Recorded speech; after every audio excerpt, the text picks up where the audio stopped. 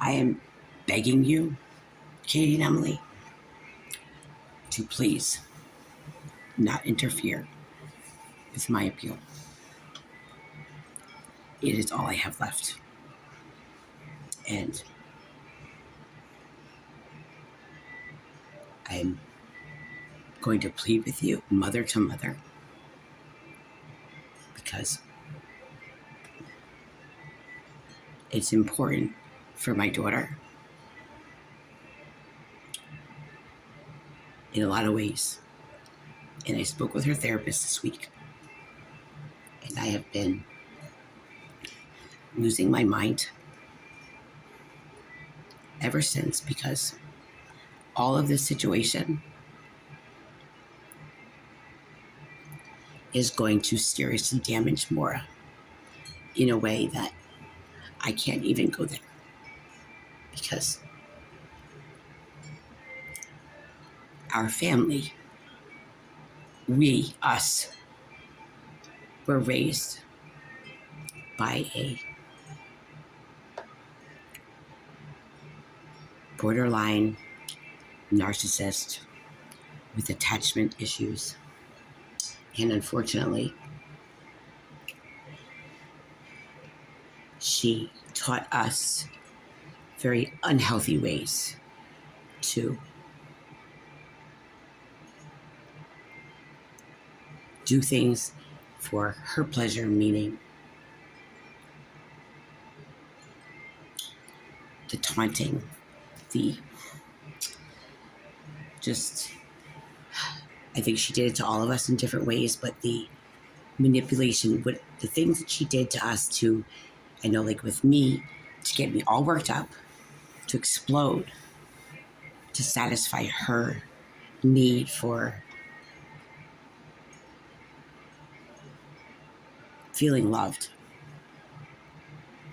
And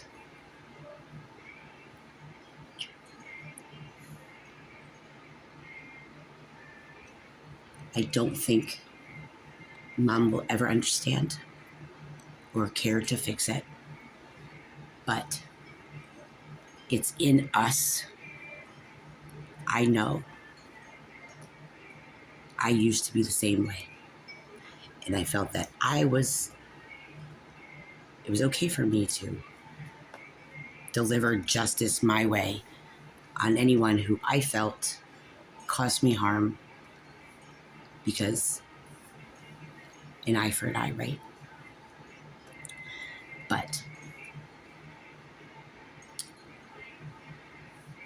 it is actually not my place to do that. And when I see the amount of venom and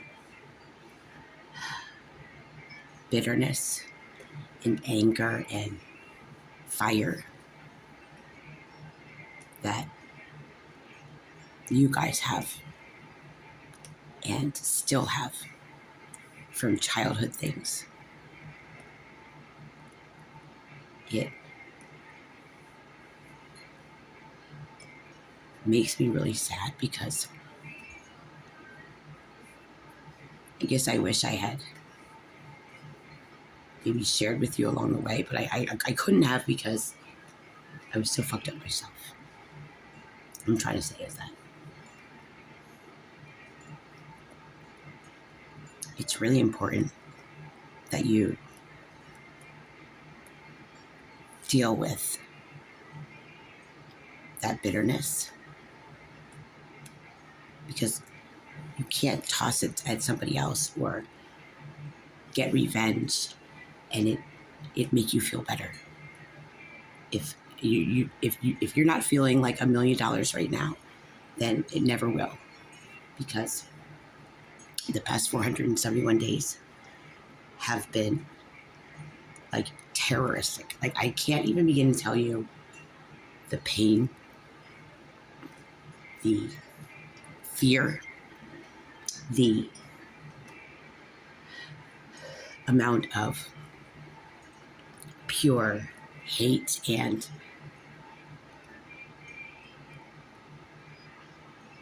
just bitterness and bullshit, quite frankly, that I have experienced by so many people that don't even know me. And I don't care if people hate me or feel the need to revenge me or feel the need to hurt me because of whatever I did to them. At a certain point, this is not about me, and it never was. And I think that you need to understand this situation has devastated my little girl. As much as my life was literally, I picked mom up from the airport, brought her back to the condo. And ever since that time, I've been told to go. Just go. And that was my home, my little girl, my property. That was our life. And I worked really hard to build that life for her and me, and in a nice neighborhood, with my neighbors that are my friends. We're all single moms. We help each other out. Where my house was where all the kids came after school, did crafts, and everybody in my neighborhood felt safe with their kid when they were at my house.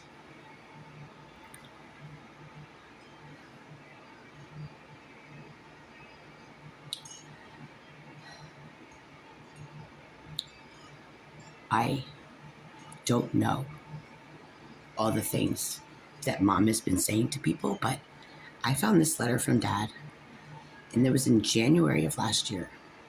And he's telling me that I'm not doing what the police and the judge and the caseworkers are saying to do. And it makes me wonder, but not wonder because I can't handle it right now. I'm at my max. What the fuck was mom saying to everybody? What is going on? Because no police officer ever made any CPS report. They were there 14 times because of Morris screaming outside. But it wasn't a violent situation where the police ever felt she was in danger or that I wanted to hurt her, but quite the opposite. And you can talk to them and they will tell you. There was never a referral put in by any police officer or teacher or anyone, mandatory reporter. The only neighbor that called in was the HOA guy, and Mark sent him a script. The allegations of child abuse came from Red, who only saw Maura one time in 2023, and it was a disaster. This was Red's way, and I've told you guys this all along, and nobody believed me, but I'm telling you, more than ever, I know. This was his way of cheating to not pay child support and to get paid to be a bum and to not share, and just a whole host of other things went down that it's shocking. It's like I'm in denial because it's like to the level of a lot of people involved that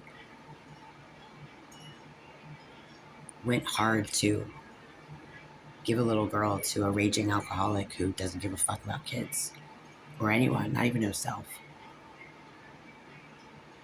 And these are the people who are supposed to recognize domestic violence, and they're supposed to recognize child abuse, maltreatment, and they basically gave him a free pass to do nothing. He didn't do parenting classes, he didn't do drugs, he did nothing. Valuations, nothing.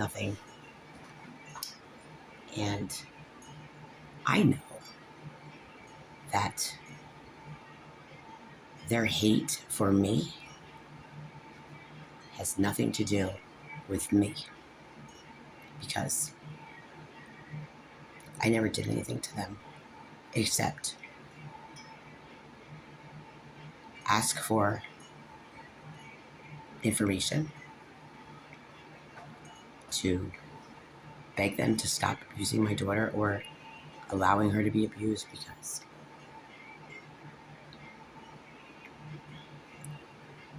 some people can't help it. But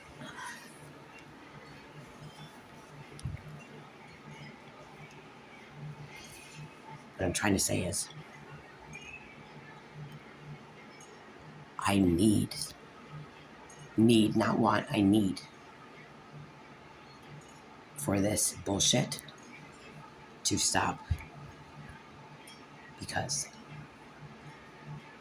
the past 471 days have been nothing but horrific. And I don't give a shit about the house stuff.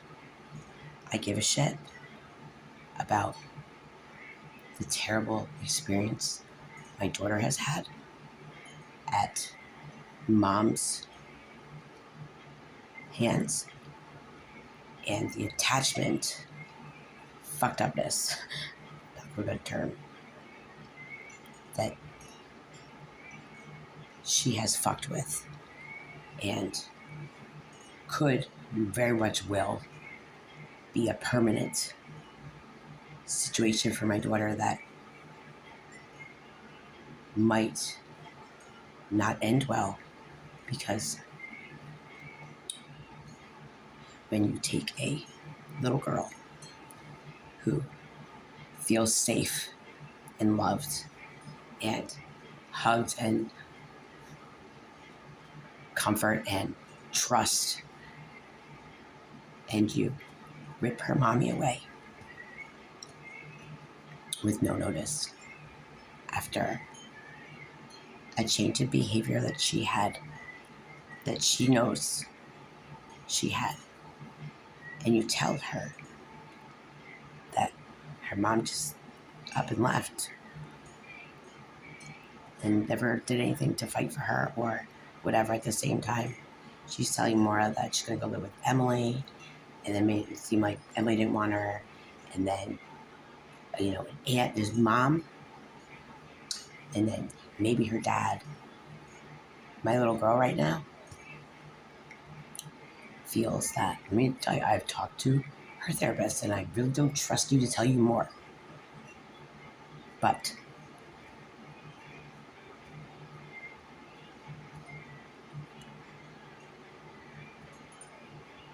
Maura is caught between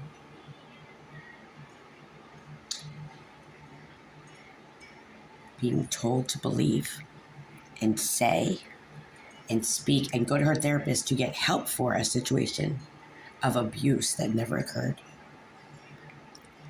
But she is struggling with that and grieving me and our life and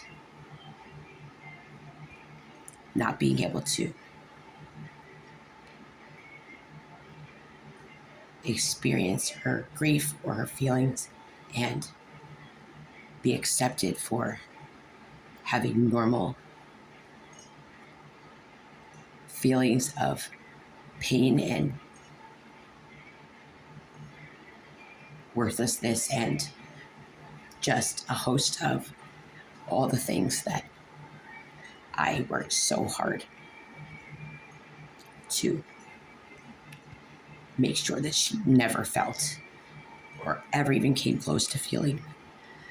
And if she did, I was right there to help her through it and comfort her and give her all the love she ever needed to get through it, and get through it in a way that was healthy and that showed in her in how she is. I'm saying this to say that when you're raised in a family that, when your mom has weird attachment things. And like, I'm not trying to bash moms. Just understand that. Like, I'm not. It's not necessarily mom's fault. She was raised how she was raised, whatever. And you've worked with all those kids. Like, there had to be a lack of comfort or a lack, and there's a lot of kids like fighting for attention and for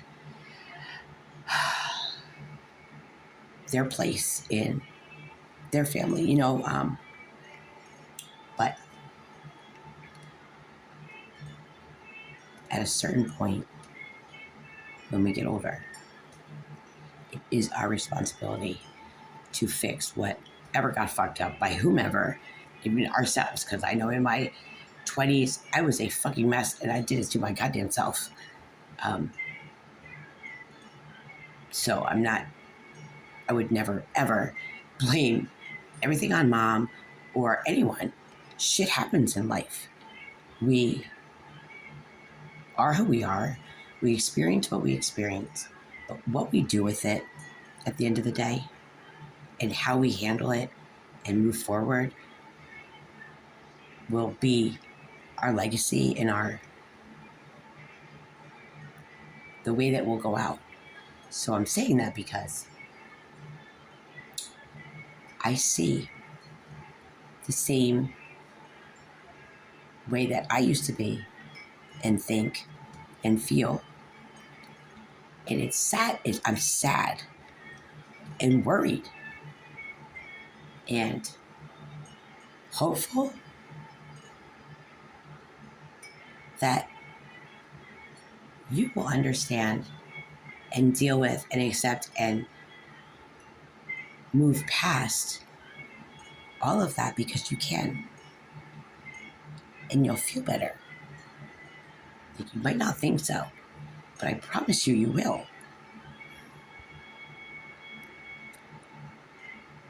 We don't ever heal by throwing our pain and suffering or our feeling at anyone else.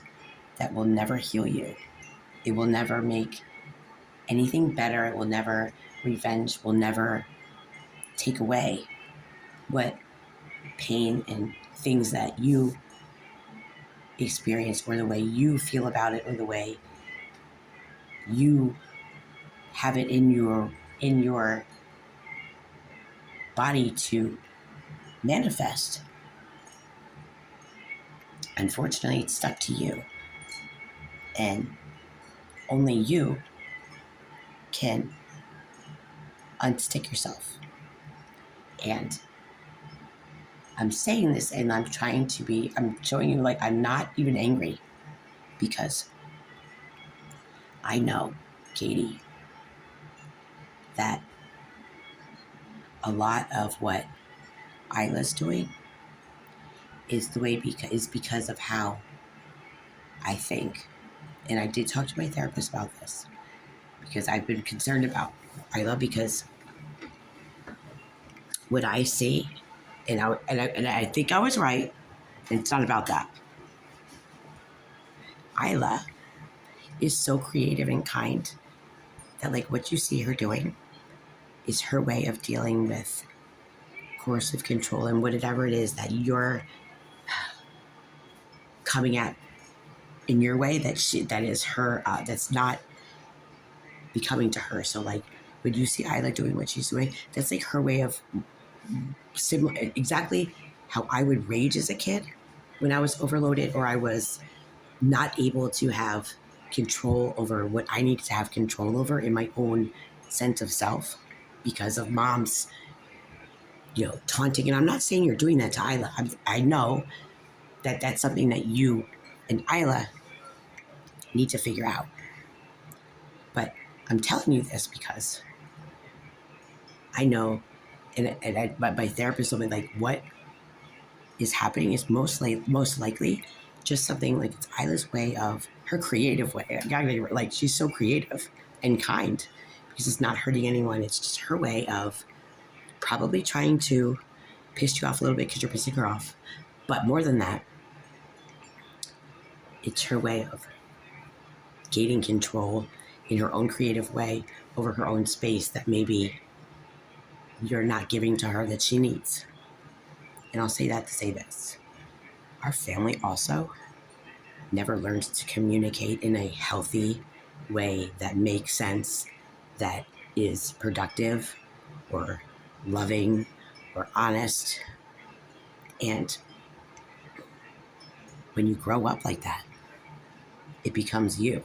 Like and we don't know when we're all around each other because we're all the same. Like even like Betsy and Mary, all of us, because we're from our parents and they are from the same family. Like it's a situation that is filled with narcissism and lack of communication and just a lot of people like who are kind but not kind and not aware of any of it. So what I'm saying is there's a really good chance that you can help yourself and possibly and help yourself and help Isla. And by helping Isla and yourself, like figure out whatever it is that she needs you to back off with. I'll say it. And I don't know if what it is. I don't know. I'm not in your house. I'm just saying. There's something going on that Isla needs to have more control over and power over her own life. And you are trying to hold on to some kind of power and control in a way that maybe isn't quite yours to hold on to. And it is too much for you too. Okay, like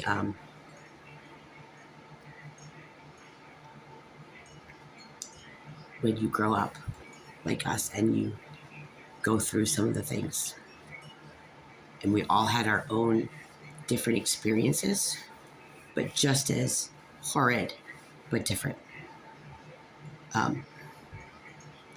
You learn to take control over things and everything because it makes you feel safer. It makes you feel like you are in control, and that makes you feel like safe and like it just works. I don't really know how to explain it in a better way, but I think you kind of know what I mean. I am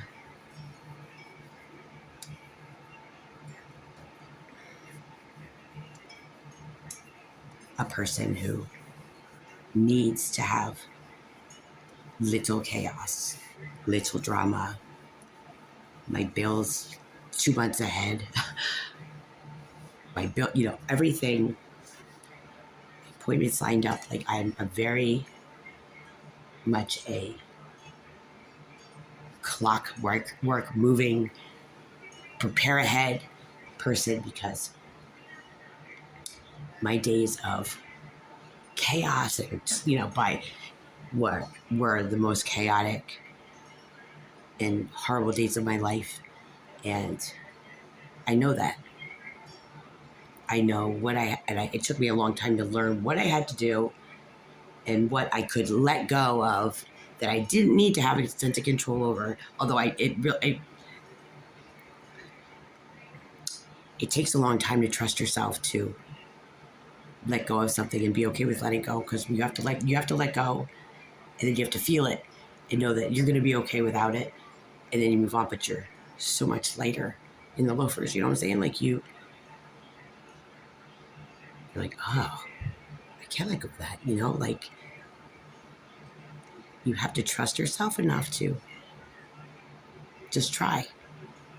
And I just wanted to say that because I see a lot of bitterness and pain and anger and venom. And I also see a lot of trying to get rid of it any which way you know how. And I know, even though I was so mean to you as a kid, you were mean to me too. And we were both going through our stuff. But like, I have empathy and compassion for you that I don't see you understanding or having for me, because you don't know or you don't understand yet that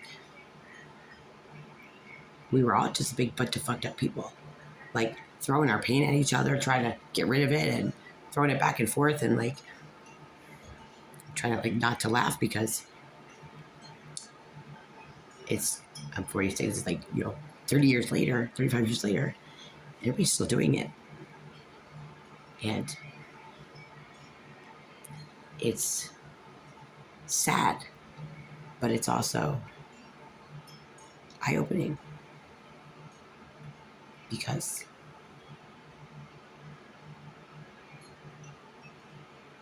it's so much that nobody understands that they're doing it. Like, I have these talks with Kristen, and poor Kristen, pray for her. Like, she's going through a hard time. It is hard, really hard, to come to the realization that your family's not who you thought they were as kids. They're not like, your mom's not your hero. Like, you thought your life wasn't what you wanted it to be. Your childhood wasn't as wonderful as you want to remember it, but probably worse. And you don't remember it for very good reason. But at the same time, like, as a mother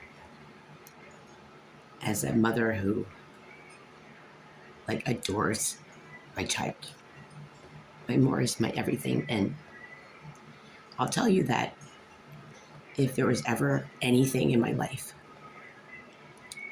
that has been a game changer and something that has made me really accountable, again, really careful and really, really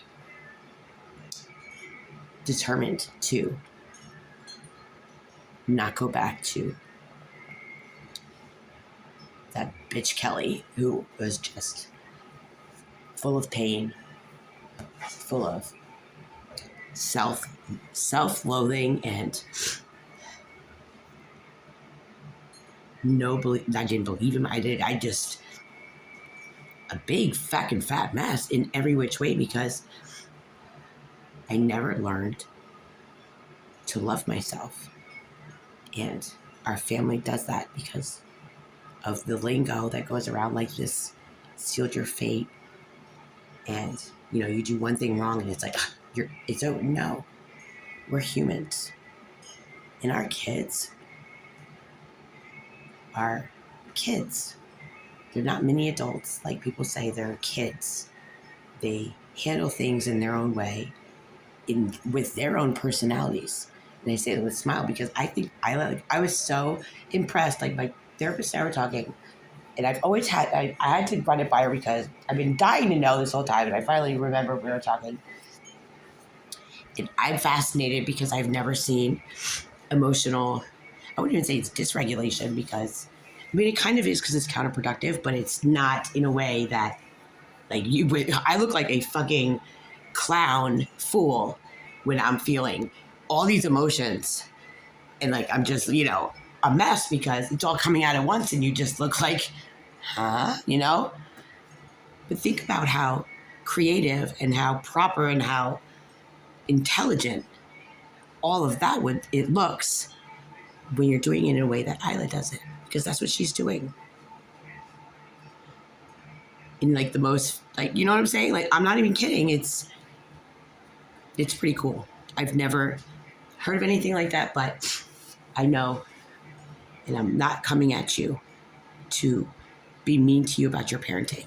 I'm coming at you because I know when I hear you say to me that I've sealed my fate, and not only that, I heard you say it in June, and I just found out yesterday, that Red was giving guardianship in June or July. I know it was late July when he had it, when he got that restraining order. It's a whole nother topic. I thought, as I'm doing this competency evaluation with this PhD doctor, that everything's going to be okay because, They gotta listen to him. That's their guy. I had hope. And all along, everybody else knew except for me. Just like this whole time, everybody knew everything before me because I wasn't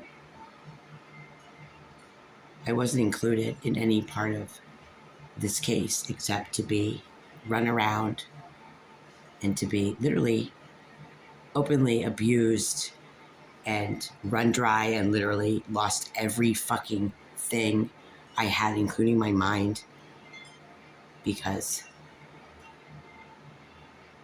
it's not normal for anyone to come tell you that you're canceled. Carry on. Bye now. And close the door like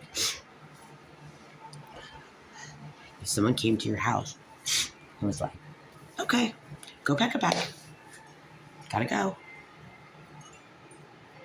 The house is mine now. Stuff's mine. Kids mine. Have a nice life. What would you do? It's taken me a long time.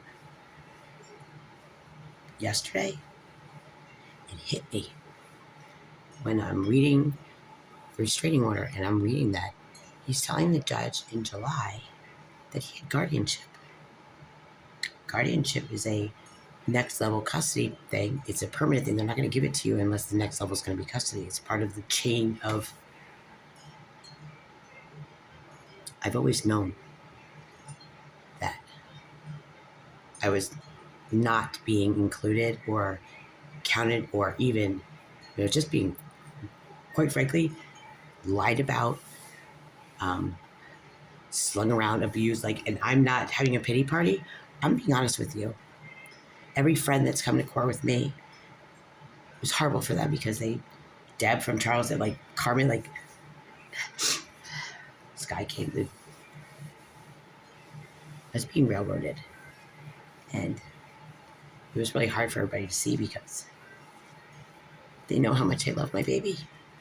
And they know that when all this change of behavior started occurring, I was devastated because I couldn't get her to stop.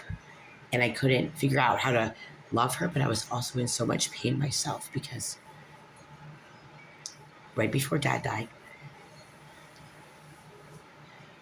learned about the whole scapegoat thing. And it was shocking. It was shocking to not only learn about that, but Mom was here. She came to visit right after Dad got sick. And I think it was the combination of, she was hanging blinds in my little breakfast nook. I mean, it was so traumatizing. I'll always remember that. She's hanging curtains. And I remember trying to figure out how I was going to approach her to even tell her or ask her if I could, she was there for a week. If she could stay with Maura for a couple of days, but she was going to be there anyway. So I could go say goodbye to Dad. And I knew that was going to be a topic I had, I didn't know how she was going to react. And I was kind of in, you just can't ever prepare yourself enough for, learning about the scapegoat thing. So in my head, I already know, my mom doesn't really love me. It's an attachment thing for her. She had me to trap Dick. And I look like Dick. So I've always been her attachment with him. I'm attached to her, I don't know how you say it, her attachment issue, her unhealthy attachment issue with Dick. I was born to trap him, but after that, I was to hurt him. And even when they were divorced and stuff, when she could control me and I didn't have any relationship with him, that was her way of trapping him or hurting him, because she knew that he would be hurting since I wasn't in his life at all, because I had to choose with them. And I did choose. I chose mom. I had to. I couldn't. They were both that way. So before he died, I just wanted to tell him that I was sorry that I didn't really see him that much the last 10 years of his life. We'd talk once in a while, but um, that I'm sorry that I just,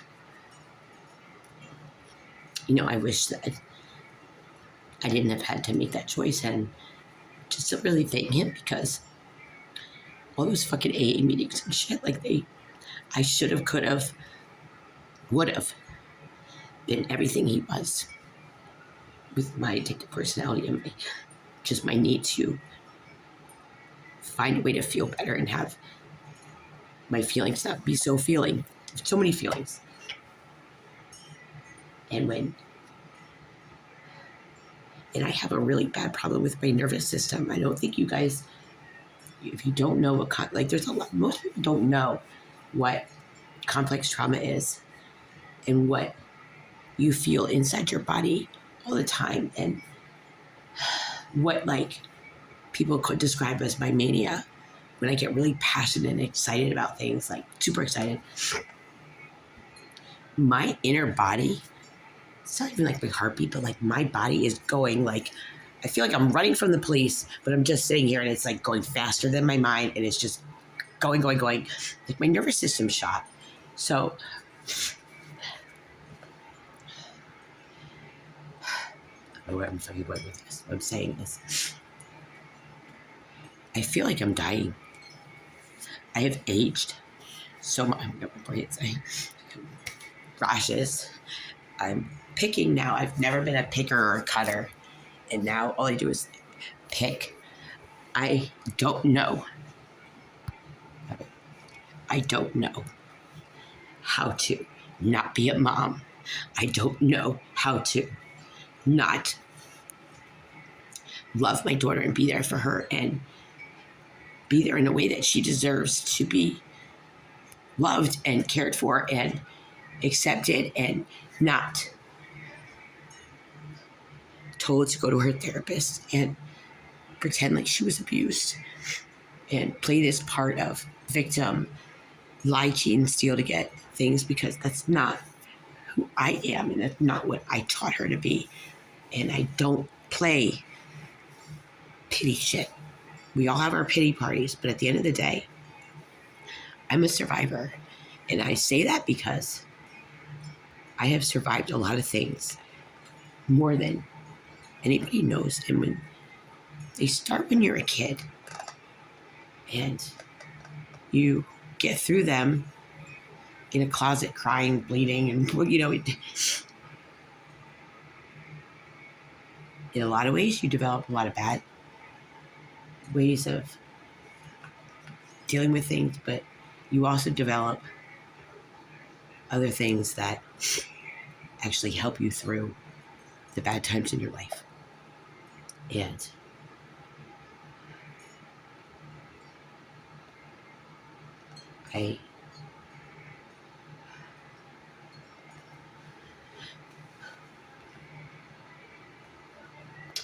as much as I have suicidal idealization, as they say, it's just that.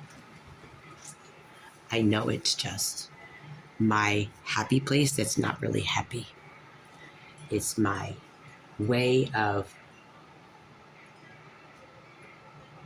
communicating. And it was as a kid. I'm seeing this now because you have to understand, I have not had any upsets or issues, problems, drama like what I've had in the last 471 days since I left Red. Not even close. I don't date. I don't let Red get to me. I don't, and I haven't seen him. I mean, I literally haven't talked to him in 4 years. It'll be 5 years this summer. Nothing, not a word. So the fact that he's making child abuse allegations and they open a case was always kind of odd to me. But that's kind of when I'm learning that this wasn't a child abuse case. It was a custody battle. And I'm not quite sure how attorneys were able to get paid for by the state that's so fucked up to me, but there's something there that one day, you know, it's not really my plate. It's above my head, below my knees for me to figure out. But what I'm saying is, whatever it was, or whatever, or whomever, which I believe is the director of DSS, they did it, and I had no idea that sticking up for myself or my daughter, or like when I saw what was being said to me, like, bye-bye, just go have a nice life, start shit now, like, I mean, that continued. That wasn't just mom, caseworker to caseworker. I'm like, what the fuck is wrong with you? Like, why are these people telling me to abandon my daughter and just go away? And then it was like nobody was fazed in our family either. Like, well, some people were, but like, I don't know what I'm saying. What I'm saying is that we have a duty to our kids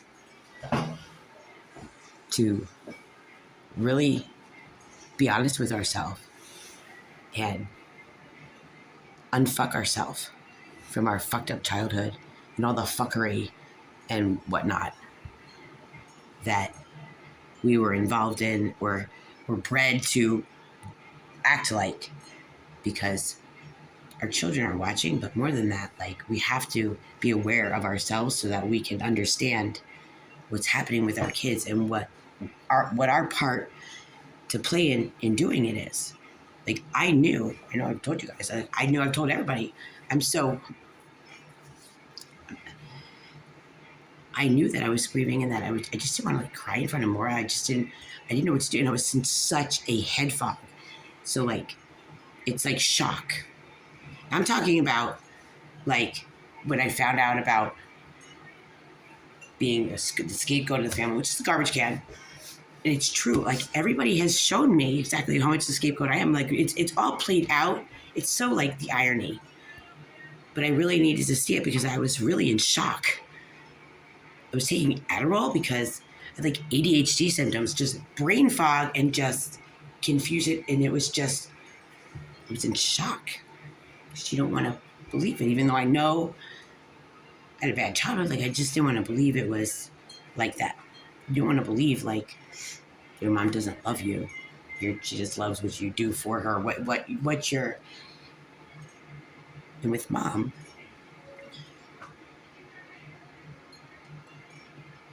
mom is showing us exactly how sick and twisted she is. And don't get me wrong, I love mom. I'm devastated about this because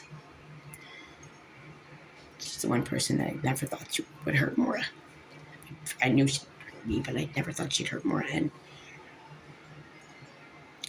I feel guilty because even though I saw it coming, and I was telling everybody, like, there's something different with mom. When dad died, the attachment and her need for me, my need, the attachment issue, the attachment with me that she had, which was to punish Dick, was no longer necessary. And like, mom kills people off in her brain as a coping skill to let go. But when you do that, you're also putting what you care to happen to them at that level. So like, you will do anything to fuck up their life or whatever. Like, you really don't care if they die right then and there because you've already killed them off in your brain. And mom did that a long time ago for dad. And I remember asking her, like, how did you get over it? Whenever when I was going through my shit with Red, and Red is just like dad. So if that can tell you anything, like, it's not good for Maura. Maura she has sensory issues. Like, you can't yell at her and scream and stuff. She goes fucking crazy. I don't even know what she has been through. I know I've heard a lot about mom complaining about her sensory. I don't know what that means. I know I listened to those videos in the first few days, and I hear her like falling on purpose. Like, she just needed a hug, and she's like tripping all over the place. So like Nanny would give her a hug. Like, I know when I saw her, there was a few visitations that, I mean, she like would not get out of my lap. All she wanted to do was, I call it baby love. So like our cuddle time, like, come give me some baby love. And she'd come, you know, like she wouldn't leave my lap. And I started like regressing in that way, but I just thought like she just needed her mom so bad that she just was going to stay in my lap, and I was just going to sit there and, you know, hold each other, because that's kind of what it was.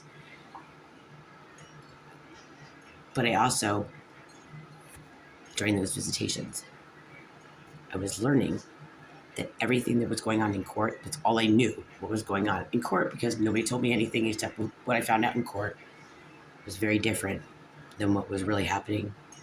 And that mom was playing reunification therapist or whatever herself, when Red was supposed to have like an hour. They had unlimited, and she was bringing Emma and Red back into Mora's life, because in her brain, you have to understand that this is like really, really sick. I mean, I really thought Mom had dementia for a reason, and it seems like it's kind of like that level of detachment, quite frankly. Mom, and you can see it, like when I was watching her just maneuver, it was like she was in her head, believing what she was believing, and it didn't matter what I did. So like, I went there before Maura had ballet, like parent watch night.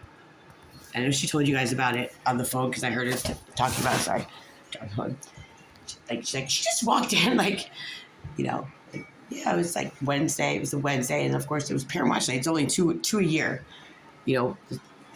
So like, those are big time, you know. Of course, that I'm gonna come to parent watch night, you know. So I walked to the house, like, yeah, it's my house, you know. Like, they just come in from the bus stop, so like they just come in. I was like right behind them. Remember, you're eating onion rings in the car when I went there, and like, Mom was hovering more, like she was playing basketball. You know, I said when you're like blocking, you're like, I'm not a basketball player, but boogers. Mom's like, you know, like hovering her. Mora's trying to show me this like penguin presentation. And Mom's like between her and I, like this, like hovering her, like protecting her, like, I need to protect her. You're going to hurt her. And it was so awkward and uncomfortable. And like, and she's telling me, like, she's telling Mora what to say to me, and telling me how to be a parent, like how to interact with Mora. And I was like, what do you do? Like, I was not trying to be rude, but at the same time, I'm like, what's wrong with her? Like, what are you doing? And I'd seen Red do that shit at the little changeover where Mora came to come give me out. I was like bringing stuff out to the car.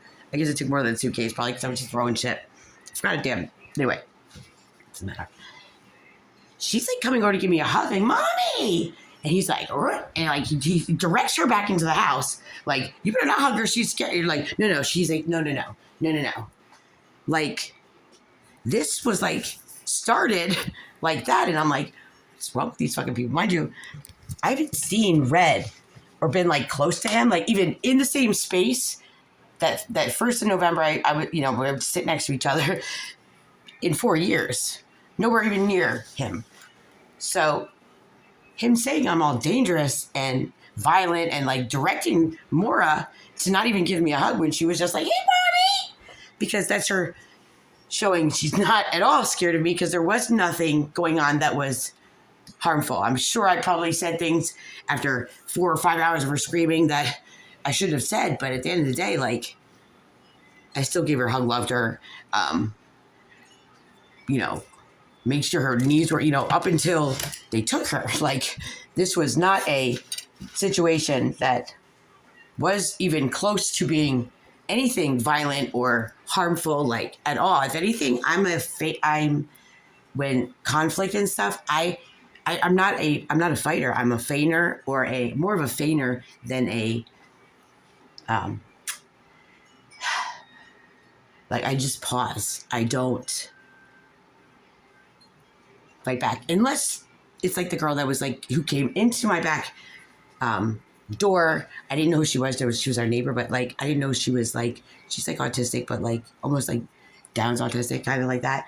And I fucking charged her ass, and I had this gut sound come from me, like get out of here. I don't. It was weird. It did charge her ass, and she got out. Thank God before I got to her, but that was because she was in my. I didn't know her, and she came. She came walking into my home, and it was just a reaction to protect. Maura and I were just in the living room doing something at the TV, and I mean, I just fucking charged her ass, and like I remember telling Mom, I was like, this like voice came out of my gut that I've never ever had before. It was like a gut voice. It was not from my lungs. It was from my gut, and I don't know how or why that came out, but it was just. I'm usually, the fight or flight shit. Usually I'm flight, fawn. I don't like confrontation at all because I used to be a real bitch during confrontation. I'd say things I didn't mean, and I've learned over the years, back up. You don't need to always say what you have to say right away. That never gets anywhere. You know what I mean? So when Maura started doing this shit, she's like throwing shoes at me, and I'm like, Maura, stop. Like, I don't get up and get violent, and she's throwing shoes at me, like literally throwing shoes at me. And I think I didn't know what to do. And because I didn't know what to do and I couldn't get through to her, and I was in my own, I really needed a break, or I needed backup. Like I need someone to say to her, which I'd say that, but I had my friends doing that. Like, Carmen and Sky were coming over and doing that. And she wasn't listening to them either. We all think that none of us ever imagined that it would get like this. And if Mom had come and just done what she was supposed to do, it would have been something we would have worked out. Because she had a good therapist. Miss Celine she's a good therapist. And she was aware of me saying, like, the first, like, appointment, like, I'm from dysfunction. I know I'm not the perfect mother. I know there's probably something I'm doing, but I need you to, when you find out, please tell me, because I do want to fix it. I'm very much self-aware that I'm from dysfunction, and that, I have bipolar, and that there's probably something I'm doing wrong. It's kind of because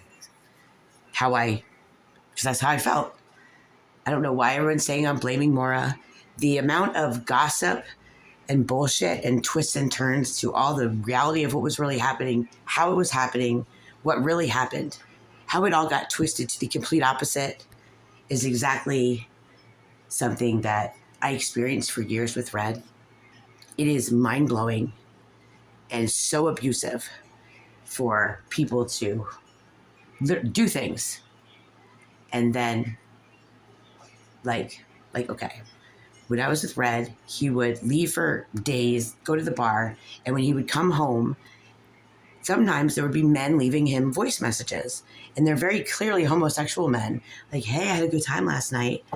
And it was like our business phone, and I answered the business phone. So when I get these messages, I'd be like in shock, and I'd be like, Red, what? And they're saying his name, so it's clearly him that they're calling, he can't say that, whatever. Well, he would say everything like, this is not my name. Of course, he is a self-admitted psychopath, so he has no true feelings and emotions. Like, he doesn't. He does. You see him. He's never shows feeling. It's kind of weird. But like, he would go and like delete the message in there. First of all, he'd get mad at me for checking the message because I checked the message even though that was my job for the business. And he'd be mad at me because I heard it. But then after that, he'd get in there and delete it. And then like, I'd want to talk about it because I'm like, are you homosexual? Are you gay? Because just go be gay. Like, if you're gay, be gay. I don't want you to be with me if you're gay. Like, and he would delete it. And then he would tell me that it never happened. Like, Kelly, what are you talking about? I'm not kidding. I would be like, right, because of, we're in a relationship and I hear a man calling you and saying I had a good time last night. That's not something you can just get over. It's something you need to have a conversation about. And when he would delete the message. This happened like 3 times. Delete the message. And then you tell me, like, literally, I'd confront him and he would just look at me like, stone face. What are you talking about? What message? Like, and that you would have to back down because that's how we continue the conversation. That's kind of how mom has been. She's like in her own little world with her own little thoughts, and whatever you approach her with that she's doing, she'll know what you're talking about. That's kind of what happened when I went there to get stuff on December 1st, and she was pretending like she didn't know where things were. And she put them someplace and she knew where they were because she told me finally that they were in the attic. But when a woman gets on the phone with 911 and she's pretending to be so at risk that they're asking her yes or no questions, like basically they're like, okay, someone's holding you at knife point, we're going to ask you yes or no questions, and we're going to go this way so that we can get the information because this is a problem. Like, and then mom's breaking character in the middle of that call. Have you heard this call? I'm going to talk to you guys because, like, I can't talk to you because you've done some really hurtful things, but I gotta say, have you heard this? Have you heard this call? Because she breaks character in the middle of the call to say, Kelly O'Neill, yes, the cops have been here, like, and gets all dramatic, like, not scared anymore. You can clearly hear me from the back bedroom, like, hey, where's this? Where's that? Like, and I know she's calling the cops. I'm not trying to invade her space, but I'd only been there for like 10 minutes. I had one box outside. And she's like, oh, you gotta go. Because, like, she didn't want to tell me where things were. But it had been a month since I've been able to get anything out of the house. I've been buying all this shit to use when I have a toilet. I have all this shit in the house. And I'm buying all this stuff with my money because... And, of course, I lost all of that. You want to know the only box of food she gave me was an entire box. I'm talking an entire Lowe's big box, like a medium-sized moving box, 100% filled with expired food. Every expired thing she put in that box, that is what she packed me from my house with the food. An entire box of expired food. Like someone who goes to that level of packing it in a box, putting tape on it, labeling it food. the only, and left it on Carmen's front doorstep, like had Mark go over there, trash a lot of shit. But that box, she wanted to make sure I was going guy, is a level of, to me, I opened it and I died laughing because that shows you the level of twisted and like the amount of time and energy she spent in all of this situation to really harm me and rub it in. But really, she wants me to know how much she hates me and how much time and energy she spent on ruining my life and packing boxes of expired food. Like, who spends that much time on expired food? You know what I'm saying? Like, nice, packs it up. I'm talking like nice thing. Like mom's a good packer, right? She got everything in there, every fucking thing in there, and the whole thing with. I'm not kidding. I was like, there's got to be something that's not expired in here. And I'm like going through every fucking thing, like everything. There'd be like one box of like I'm not kidding, of all kinds of random stuff. Nothing from the fridge, but like from my cupboard. Like she was saving this box. I swear to you, in the pantry, as things were coming up, and she put them in there. She spent a ton of time saving expired food instead of throwing in the garbage. And that's the one box of food that she blessed upon me of my own food. It's not normal to be at a level of... When I think about all of this, I'm glad that she didn't hurt Maura, like, you know, because if someone is in that level of psychotic break, no joke, from reality, that they are unaware, really, or they're just so in their brain that they're doing whatever they have to do what they do. That those are the women who are in that level and raging and will harm a child because they're just not with it. And that's kind of what I've seen in mom. That's kind of why I'm calling you guys. Like, do you guys notice anything different with mom around me and with treating me? It has been that way ever since dad died. And that's because she killed him off in her brain like 40 years ago. Ish. When he died, she already dealt with his death. But she didn't deal with her attachment to Dick or her maneuvering thing, because that's how she was punishing him his whole life by keeping me away from him. So that's how she was able to continue her punishment of him, was through me. Isn't that crazy?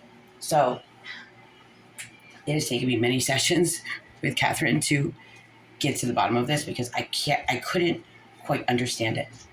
And I can't tell you how many times she's given me different examples of different things, just trying to get through my fucking stubborn ass brain in a way that I was ready to believe and believe. My therapist is fucking awesome. I'm telling you, like,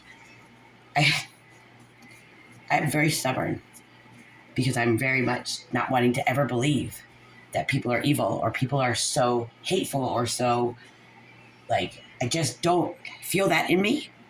I don't hate anyone. There's not one person in this whole world that I feel hate for, that I would like hurt or wish harm on.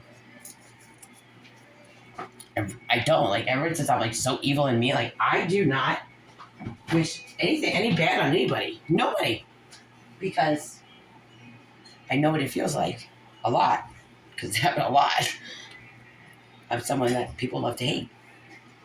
And I'll never understand why, because I'm not mean. I'm not, like, to the people who hate me, there's no reason for it. Except for whatever it is that I did that fucked up, whatever they were doing that was bad, that I didn't know about, but it's not my responsibility to protect wrongdoings or whatever of others. I was just trying to check my door in this particular case. But I think it's because I'm very light. I'm not dark. Meaning, I know my white skin, but I'm just saying, like, for real, like, I think this is going to be my last life. I think I've gone through enough. I've proven that I'm not dark. I'm not even joking. Like, I hope this is my last life, because I've definitely gone through a lot, and it's hard to get through something that I know is hurting my baby and not be able to be a protector when I know she needs to be protected. Like, the fact that, and here's the thing, like, this whole situation is like full of fucking narcissistic people. I can't believe how many narcissistic people are involved in this situation, just with this situation. I'm not kidding. Like, the caseworker, the director of DSS, like, I can't believe the amount of narcissistic, but not only that, emotionally immature. Back to the communication situation I was talking about. Our family does not communicate at all. Shut down, communicate. That's like good. But what I was saying about Isla, back to Isla. Sorry, tangent. Katie. There is something going on. And I could be wrong, but I don't think I am. And I guess I'm saying this to say this. I know I'm all over the place. I want something good to come from this horrific situation. Like, I can't be good with anything bad unless something good comes from it. Carmen and I were just talking about, her son Corey was murdered. Like, we're going to do something in Corey's name. Like, we already have it, Corey's Law, because there's a few things that were happening. Like, this guy that killed him was on probation. It didn't trigger. Kind of similar to something that happened to me with the crime in Charlotte thing. So I'm like, totally, like, there's certain things that need to be set up in society or whatever that need funding, which is why you have to make a law to get the funding behind it. But that should already be in place, that are just like a tech thing, or like, just a trigger in a system that's already exists. But you have to go make a law so you can get the funding for the law, just to get the tech updated. It's, fucking crazy our goddamn existence. Like some shit's like ridiculous. But here's the other thing. Apparently, so I've heard through the grapevine, could be wrong. A lot has to do with it's because Martha calls me a Trumper. And I'm not even a Trumper. I don't like politics at all. I think it's evil. I think they're all fucking crooks. But I'm just not a hater. And if you look at the two parties right now, I see a lot of hate. Like violent hate. Like I see Mom, like the Trumpers, like she's saying the N-word. But she's saying Trumper. And it's scary to me because there's a whole lot of shit going on around us right now that looks a whole lot like it's going to look at the end times or whatever. You know what I'm saying? Like, I'm not kidding. The fires, the violence, the separation, the just so much more hate than love. And love does trump hate. No Trump president. Not. I'm just saying it does. Love does trump hate. You can love something. You can love the hate out of somebody, but most people just don't try. Everybody's just so good with being hateful or just being them and being hateful, and it's hard to admit that you might be doing something that is hurting you or somebody else. Like, who wants to deal with that? But you have to, because we're all attached in that way too. So what I'm saying is, like, somehow, some way, Katie, I do believe, and so does Catherine, that Isla has control over what she's doing. So that's a good thing. Like, when you figure out, I'm sure it's you because Jesse's so passive, and I don't mean that. I mean, I'm being funny, but I'm not, because I keep it real, like it would be me in that household too. Like, it is what it is, there's something that she needs from you, or there's something she needs you to give her in the way of control over her life, or maybe it's harping on her, like if she makes a mistake. I don't know.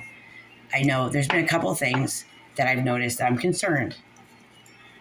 And I'm saying it with a smile because I'm not being mean. You see, like, I'm the kind of person, like, I love feedback from people. I love when people tell me that I could use improvement on this, or I love constructive feedback because I love to improve. I love to notice things that I never noticed before that I can improve, because then once I improve it, or I do something different and I feel better, I do something better, I'm like, I feel better about myself. It's kind of like that kind of rigmarole that we weren't taught growing up. We were taught to be perfect. Oh, for the Joneses and everybody else, the Griffins and the, you know what I'm saying?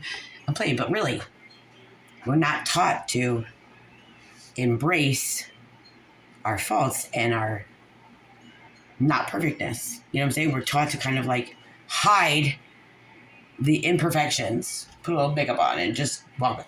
But it's the imperfections that are the things that we should really tackle, not all at once, not at actually, like, come like hateful of yourself, but no, I'm just kidding. But like, really, like,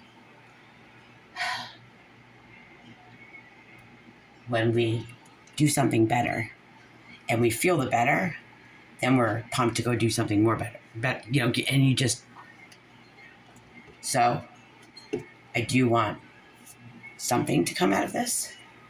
I know that it never helps me, and it might help you to like get revenge and feel like you are going to be the deliverer of justice, or, you're going to make sure that they feel the pain that they bestowed upon you at whatever point, and feel the pain because that's what they deserve, and maybe they'll learn the lesson. You think that way. I don't know if you think that way. I used to think that way, but I never felt better when I literally went to fucking all out, hit balls to the wall to destroy someone's life. I actually felt really shitty and guilty, and there's a few people I can think of right now. I still feel bad about things that I did that didn't have to be done at all. Like, I feel bad about it, and I'm embarrassed about it, because when I look back, I'm like, it's so much better now to just like turn the other cheek and walk away and not ever go to someone's level who's going hard at you. And that's, I'm going to tell you, that's one fucking thing I am so proud of myself about with this whole situation. I don't care what that paperwork says because there's so much for me. Like, there's so much shit I shoulda, coulda, woulda, and wanted to do. Promise. And never, when I like talk to myself about it and then like a badass in my fucking mirror, like, ah. But it stopped there because that's I was just trying to get it out. Get over it. Get the anger out. Throw it out the window. Mr. Paulson. That's his name. Paulson. Throw away the zeros. I was thinking about that. See, Pelosi. No, it wasn't Pelosi. It's Paulson. Just thought. All right. Throw the chalk. Throw away the zeros. I don't know if I can maybe think of that.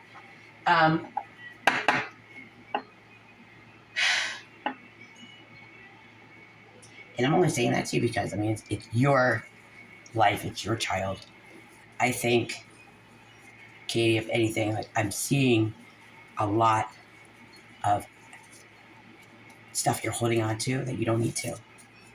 But only you can let it go.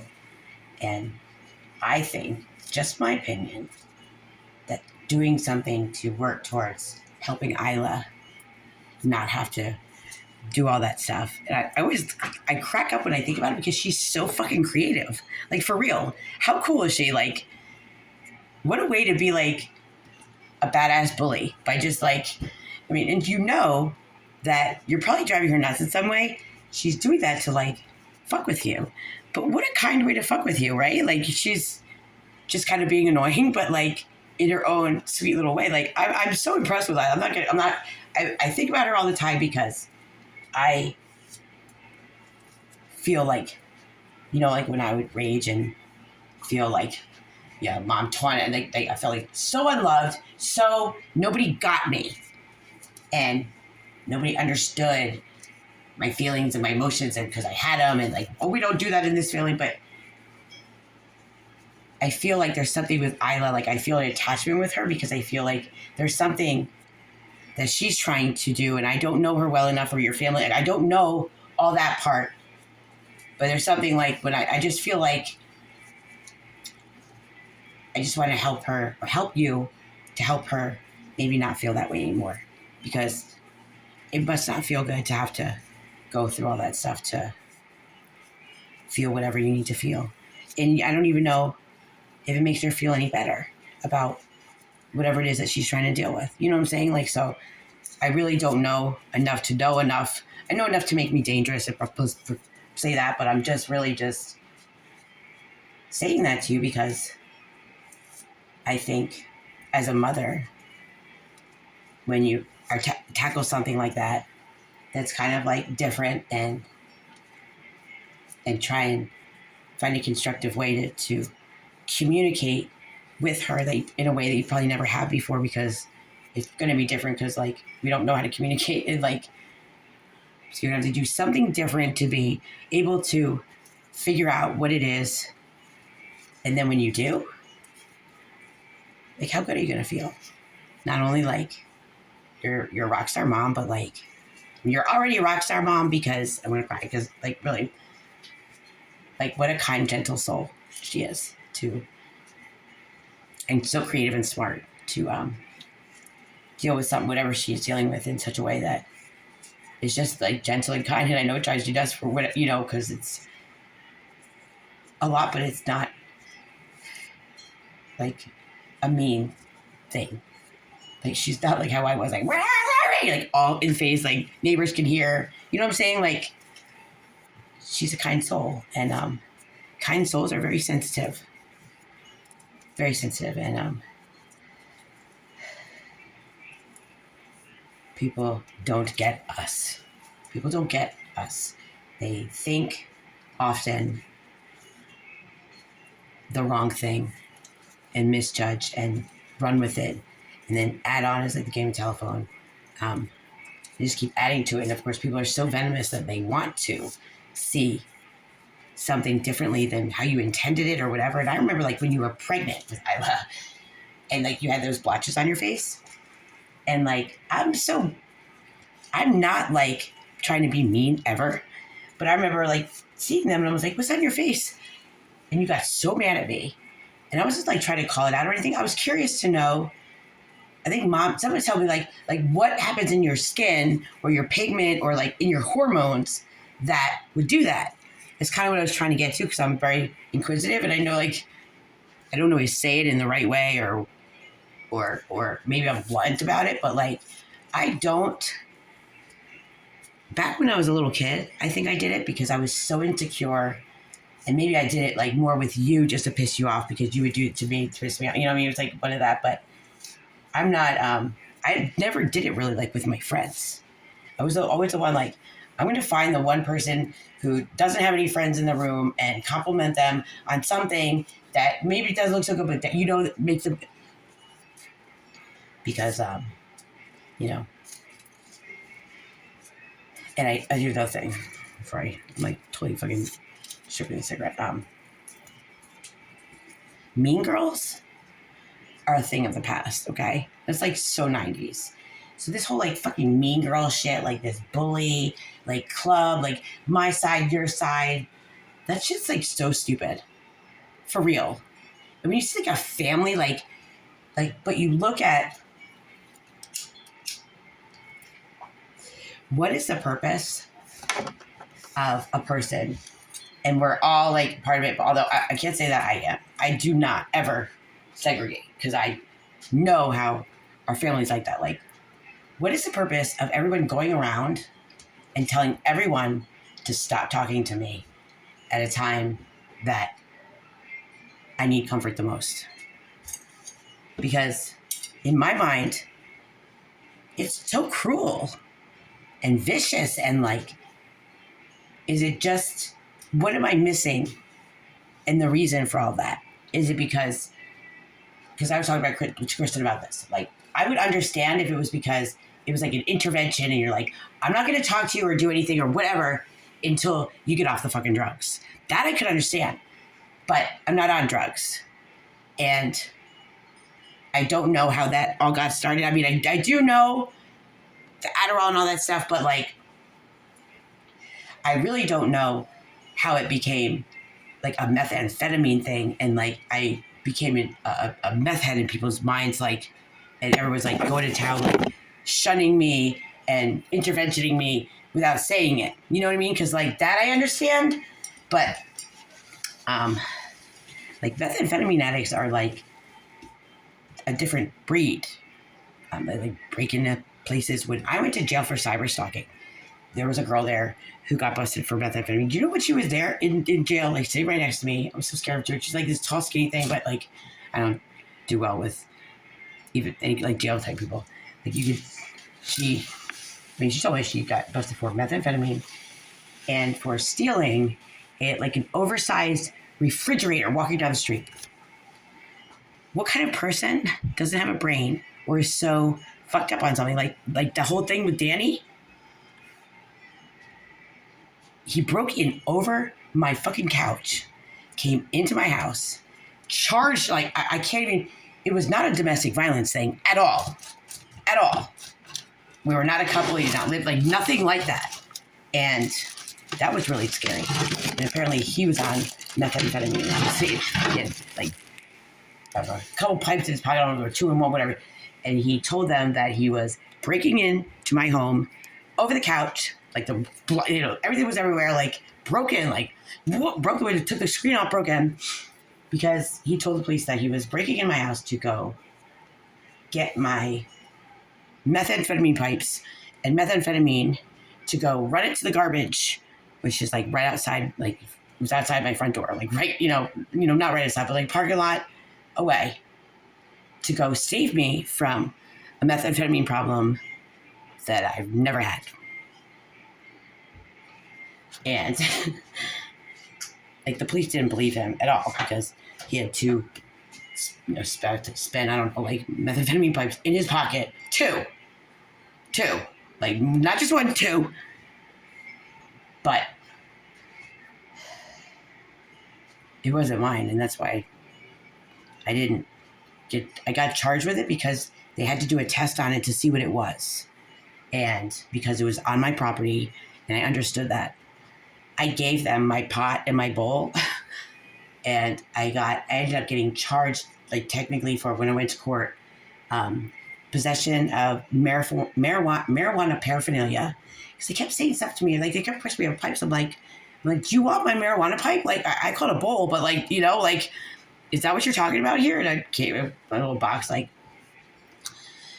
I was on probation, supervised probation for a year too, where I was like drug tests and stuff. And right after it happened, like the cop so that night when that all happened, they did call social services. And the next day I went to go take a urine drug screen right away because the cops didn't know for sure. I mean, they pretty much knew for sure that, you know, they knew that this man was not my boyfriend, and why would he be breaking into my home over the couch, like randomly, like throwing shit and like, you know, dropping shit and being all fucking high on methamphetamine just to go save me from methamphetamine. You know what I'm saying? Like, they knew that was just something he said, but like,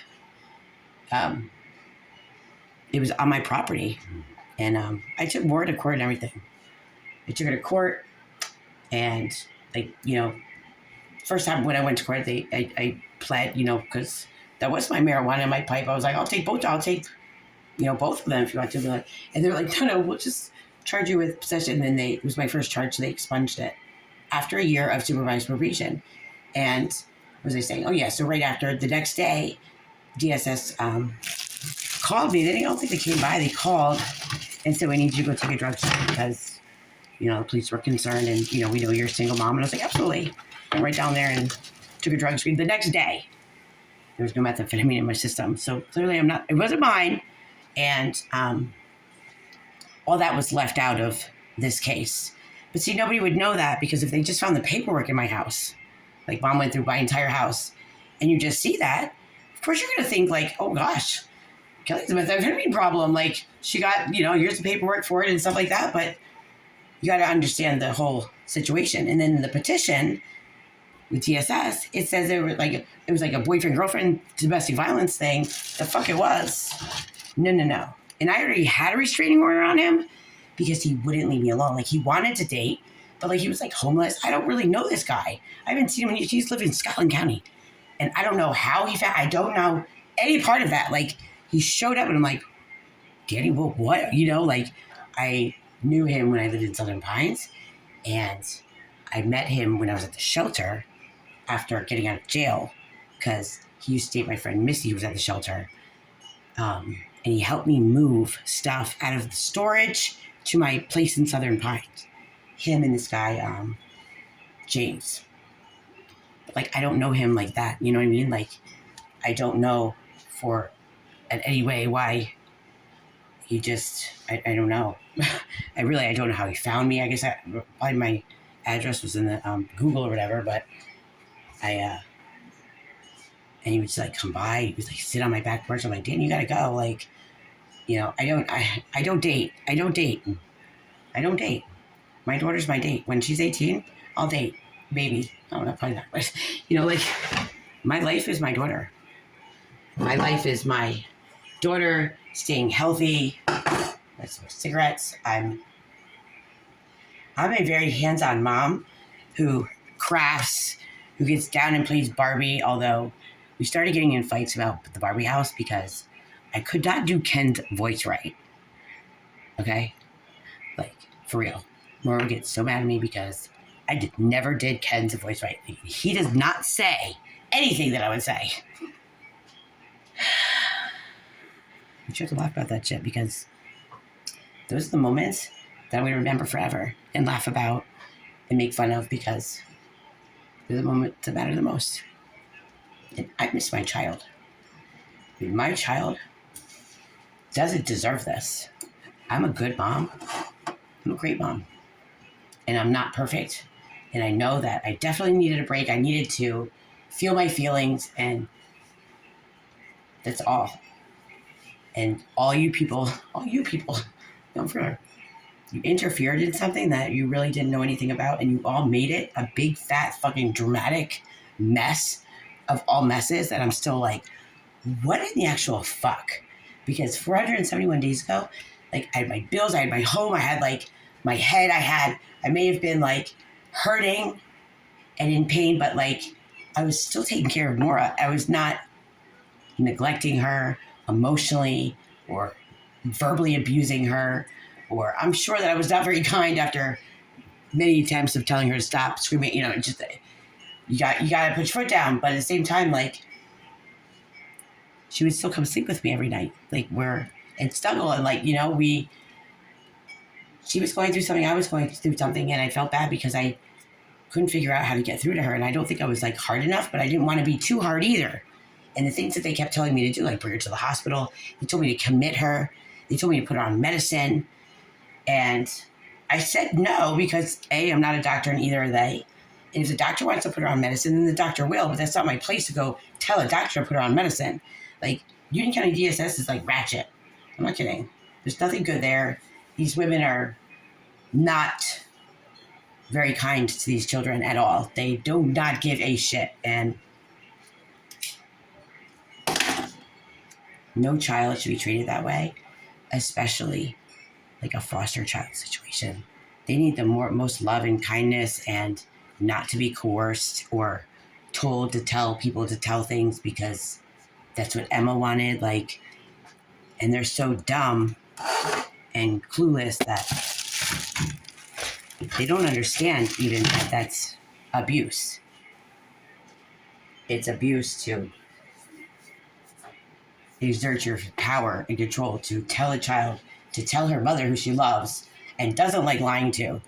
And when I came to those visitations and she's like really trying not to lie, totally lying, it was devastating because I had 2 rules, like stickler rules, like put my foot down rules, like big time rules, and they're for a good reason. If you don't have these rules in your house, you must implement them because these are what I learned from. Let's put that in this bread before I bought it. There's no much snack for pizza because it's got a whole room in there.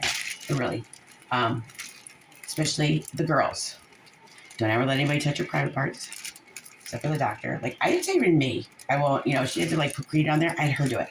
Number 2, never ever let an adult tell you that you need to keep a secret from your mom. Don't ever let an adult. Any adult ever tells you that you need to keep a secret from me, you come right to me and tell me. And I'll tell you, Mom had her keep a secret. You know what the secret was? That Mark missed her over. So in April when I was in the hospital, we got out. We stopped to get gas, I think, and like to pee. And I went in. She didn't have to pee. I went in to pee. I came back out to the car. Then she had to pee. So then I brought her in there. She's like, Mom, I've got to tell you something. Nanny made me keep a secret from you. And I was like, okay, we just got like that quick. When I got out of the hospital, my little girl was telling me that Nanny told me not to tell you that Mark really misses her and wants her to come home. It's important because it's a sick world out there. And my thing is that I just never wanted, obviously I'm so overprotective that you would probably never be around. You never know. You just never know. You just don't. You need to make sure your kids always know that no matter what, you're there for them. And when this change of behavior happened, and like I couldn't get through to her, but she got the ultimate punishment for something that she did correct. And she said that to me during one of the visitations. She was like, proud of herself because she stopped screaming outside. Like, you haven't screamed outside for me, Nanny, have you? She's like, no, she would kill me. She's like, but Mommy, I stopped. She's like, so when can you come home? Like, in her mind, because I always taught her, like, you make a mistake, the best thing you can do is fix it. And once you fix it, then, you can get over the mistake. It's kind of like, how I parent. And it didn't make sense to her why, I guess why I was still being punished, but she was still being punished. And it was like the ultimate punishment that Mom inflicted on her because she made a mistake and she's 9. She was 9. Like, that's like corporal punishment-ish, ish. It truly is. It's, I'm going to talk. Jesus Christ, an hour and a half. I'm telling you, I can talk and talk and talk. I love the sound of my own voice. It keeps me calm sometimes. I'm really not okay. I'm smiling. I'm doing, but like, I don't know if you can see my hands. They're all puffy. They're swollen. I've been going to town on my little, it's like planter or something. I don't know. I take this, getting rumors started. Oh my God. These people like, in my family, they just, woof. I can't get over the gossip and the rumors and just like, it's funny because Aunt Betsy does it too. Like Kristen, like she was reading me a text message. Like she's like, your girlfriend's a witch, and then she's like, so she's making up that she's a witch, like thinking, she's a witch, and then she's like going on saying, like, what a bad person would put a spell on you. Like, so she makes up the fact that she's a witch, and then she's like going to town on the fact that she put a spell on her, and that's so mean. And then she's like dissing her for all that. I mean, I'm just telling you. Sometimes we get a little carried away. We need to check the facts. That's part of, I think our family, everybody needs to take a DBT class. I think every kid, like in growing up, should take it. It says like life skills, but you just check the facts before you get run away with the feelings, emotions, and whatever you've made up in your head that makes sense to you, but it may not be true at all, and you're getting all emotional and mad and getting pissed off about something that isn't even true. And that's kind of what happened with our whole family. You all got mad at me and shunned me, and like literally I got the fucking whole, I don't think, I say this like for this reason. I think family is sometimes the biggest pain in your ass in the world, but when shit goes down, your family are the ones that are there for you to protect you from this kind of thing, because they knew how hateful my family was to me, and I think that helped them become hateful. And not only that, it helped them go to astronomical, illegal, unlawful, and abusive ways of handling this case, that I think if they felt like someone was going to say something, they would not have done it. They just didn't quite figure out that, like, I probably have the biggest mouth in my family, and I have the most passion, and I love my little girl, so they fucked with the wrong mom, the wrong black sheep of our family, because I don't need anybody to fucking speak up for me. I will speak up. And I did. And as embarrassing as it was, it felt like my daughter, she was kidnapped by the Department of Social Services, and they never gave any reunification a chance. They had me doing everything under the sun to prove to them that I'm nothing that Red said I was, the man who saw Maura one time in July, but had no problems with her being abused or reporting it until there was a situation where he took advantage of it, and their dumbasses just rolled with it. And then they're like, okay, he's what we're gonna go hard, balls to the wall for him. But her over there, just fuck around with her. I'm telling you. They're like laughing as I'm spending all my money, running all around, doing all these things that are fucking crazy again and again and again, as like my psychologist, the guy, Michael at the IOP, like he had to go through a lot of hoops to get that second IOP for me, because I did not qualify. I already been through the one, and I was like running the groups. Not kidding. Like, it's not because I'm like trying to be a control freak or not, run the group. I'm just saying, like, I'm very open with my shit and what I've learned, because I just like to help other people. And a lot of people just don't talk during group. They're just like, quiet. Well, I'm the one that not gets up, you just sit there, I'm the one that'll talk to everyone and get everybody talking. It's just because I just have that way. So I tell myself all the time that, it's not a bad thing to talk about things that are fucked up about you, or fucked up about your life, or fucked up that you've been through. It's kind of like the difference between the mental health world and the other world. I like the mental health world because we're not afraid of the truth, or not afraid of talking about things that really, truly should be talked about. Because if everybody just talked about them, it'd be like not so faux pas and off.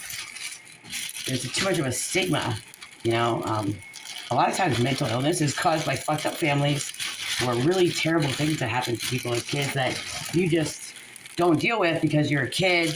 You deal with it in a fucked up way to manage it, and then it grows and blah, blah, blah. But this is not a good world. There's a lot of people that are really, really fucked up, that have really been through fucked up shit. fucked up shit. Really fucked up shit.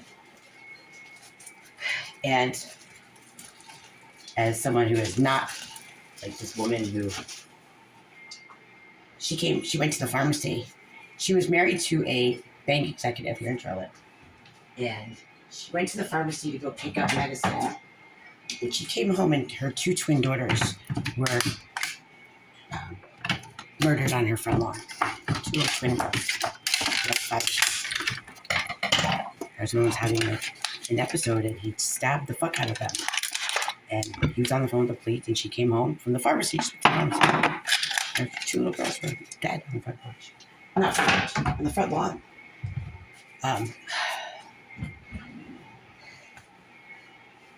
When you are in a group and you hear something like that, it makes you appreciate that, yeah, my mom was fucked up. She didn't stab my sister. You know what I'm saying? Like, for real. It's not... Somebody always has it worse than you, and you learn that in the mental health world. It's kind of actually a good thing because it keeps you grounded and it keeps you aware that you might have it bad, you might have your own pity party, but there's always somebody else that has it much worse. That it's not like to compare trauma or tragedy, it's to help you realize and become more grounded to the fact that sometimes what you're bitching about or what you're moaning about or what you're seeking revenge about is really not so serious as it pertains to your problem.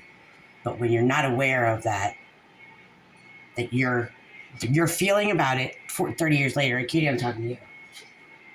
You're feeling about... Sorry, can I fix that before I do my toothbrush. You're feeling about what I did to you as a kid that 30 years ago is not impacting your life at all. I'm not hurting your children. I'm not hurting your husband, or you're taking your home, draining your bank account, or even trying to, or would even think about it. That's what you did to me and my daughter 30 years later. And for some reason, you said something about the appeal that I feel threatened about. Like, good luck with your appeal. Like you're going to get into that too. Like, at what point are you going to realize that I can't do anything about what you have in you that you won't get rid of about your feelings 30 years ago? But you made it my problem, and you literally went balls to the wall to make sure that I suffered. And when you say something about the appeal, I'm like, I've not suffered enough. Like, I did not do anything so horrible to you that like destroyed your life and future. But my daughter might be really fucked up with this, and she might even get killed, or God knows what shit Red's got her going on. I mean, Red used to drive around with Daniel, like going to get score coke. Like, okay, like I'm not kidding. And she's a girl. Like, what you did was unacceptable. And I really need to have something positive come of it, because I don't want to be angry at you and bitter with you, because I know that's just how our family is. We just don't have the ability. I used to do the same thing. So like, I understand all that, but at the same time, like, there comes to be a point where you have to get real and think, holy shit. I mean, we're talking about $35,000 ish gone. That was like my, and everything gone for bullshit that you and mom and whoever else like are pissed off at me about, that won't ever come to me. That's the crazy thing about it. I have no idea what mom's pissed off about. She never talks to me. Red, I haven't talked to him in years. I have no idea what he's all holding in his shit for to partake in this attack. But like, the attack was not only like 100% devastating, lost everything that I worked really hard to get, and nobody has the right to take that from anybody. I committed a crime. So street justice or family justice with bitter family members is so dangerous, because that's what happened.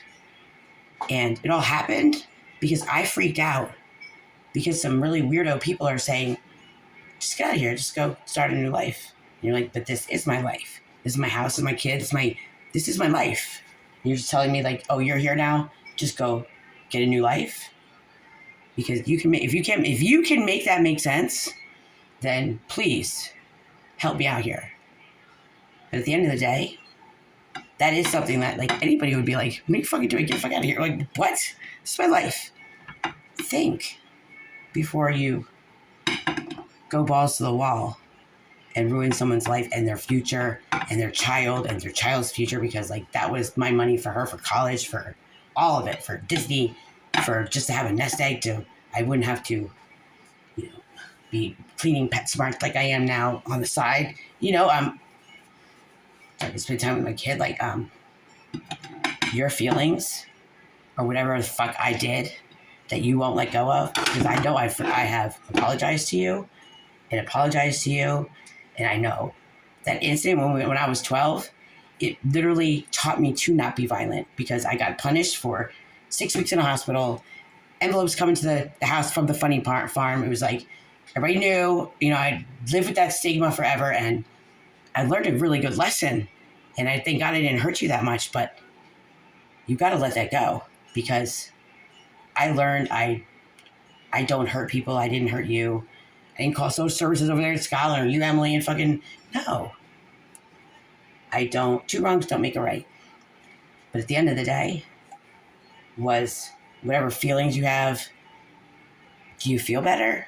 Did my $35,000 loss and my home and my child's whole existence that we have to totally rebuild and heal from and go to therapy for umpteen years, did that match what your revenge was? And I know it wasn't just you, but like all of you, I say that, like, is whatever your hate for me, was it worth all that? Because that's what it was worth to me by what you guys did. And you just didn't think anything of it when I'm like, stop, because I could see that your input or your help, quote unquote, or lack thereof.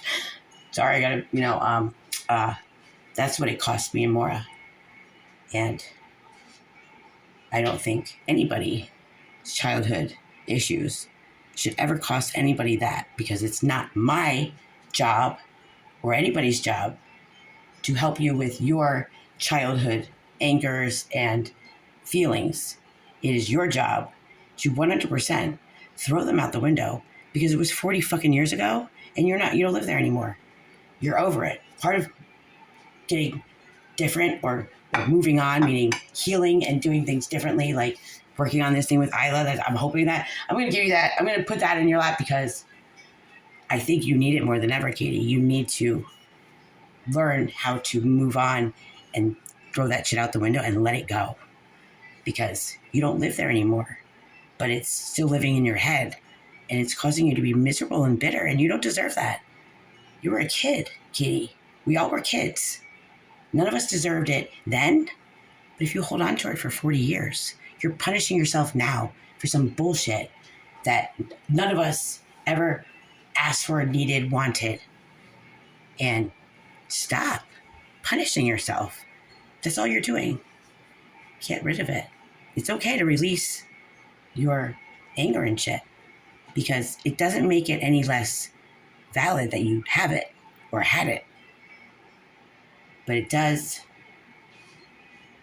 make it easier to not go there and live there and have so much venom in you that you do horrible things to people, because then it makes you horrible now.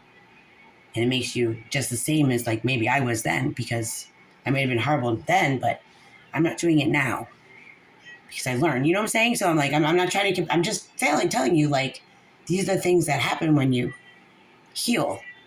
You can say that. I don't do it anymore. And you can really say it and walk your walk and talk your talk, and you don't. And it's something to feel good about. And those good feelings totally will, I gotta dance to the song. They totally drown out the bad. Love is stronger than hate. You have to love yourself too. You have to be a ride or die for yourself. You know what I'm saying? I'm always like, my attachment issues, I'm ride or die, But you have to be ride or die for yourself too. Ride or die for yourself. Like, do whatever you have to do to fucking throw those zeros out the window. Well, chuck out the window. No, really throw it out the window, because that's how much it's really matters in your life now. Unless you keep it in your life and make it matter and keep fucking up your life. That's on you. It's your time to shine. It's your time to be your ride or die. Please do it. Do it for you. Do it for Isla. Do it for me, because I'm not kidding. I really need something good to come out of this. I'm not something good. I mean, I've lost everything. Something good has to come out of this, or else I would totally lose my shit. I'm serious. Okay. God, I'm in an hour and 45 minutes. Thank you for listening to this. I'm like, wow. Okay. Love you. Bye.